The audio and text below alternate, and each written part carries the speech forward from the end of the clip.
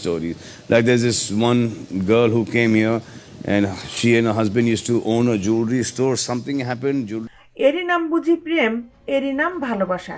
সাক্ষাৎ নেই দুই যুগেরও বেশি, অথচ এখনো রয়েছে মনে, এখনো ছবি রয়েছে মুঠোফোনে। তবু অপেক্ষার অন্ত নেই।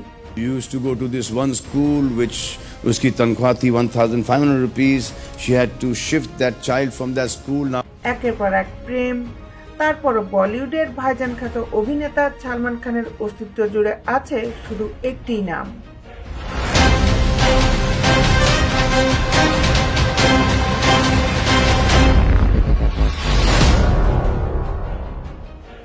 বিস্তারিত নিয়ে আপনাদের সাথে আছি আমি শামীমা সুলতানা।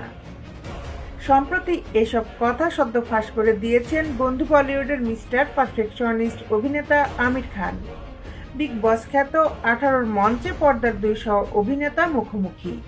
তাদের পর্দাভাগেরও অনেক বছর পার হয়েছে, তবু সখ্যটা রয়েই গেছে, বন্ধুত্ব রয়েছে। সেই সুবাদেই বন্ধুর ফোন ঘাঁটছিলেন মিস্টার পারফেকশনিস্ট। তখনই তার চোখে পড়ে ঐশ্বরিয়া তার ফোনে রয়েই গেছেন।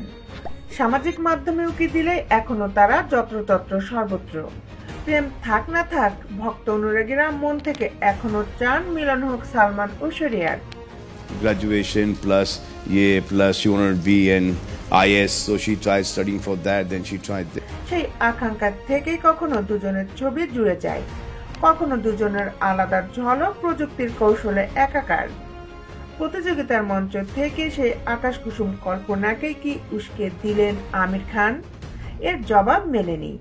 তবে আমিরের উস্কানির জবাবে ভাইজান অকপট উত্তর দিলেন, আমি কাউকে সরাই না, যেতে দিই না। যে যার মতো করে আসে থাকে এবং নিজেরাই আবার চলে যায়। সালমান জানান, না সরালেও একজনের মধ্যে একজনকে তিনি নাকি ব্লক করেছেন। বড্ড জ্বালায়। মৃদু অনুযোগ সালমানের।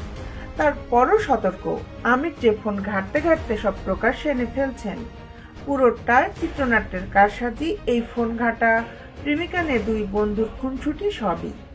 তবু ওই বিসর্জনের নাম শুনলেই সাতচুষি সালমানের চোখে প্রেম ঝলকে যায়। এখনো ক্যামেরার চোখেও ধুলা দিতে পারেননি তিনি।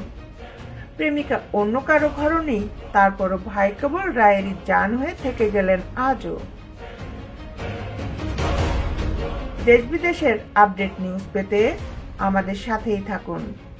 Justice television, Dhaka.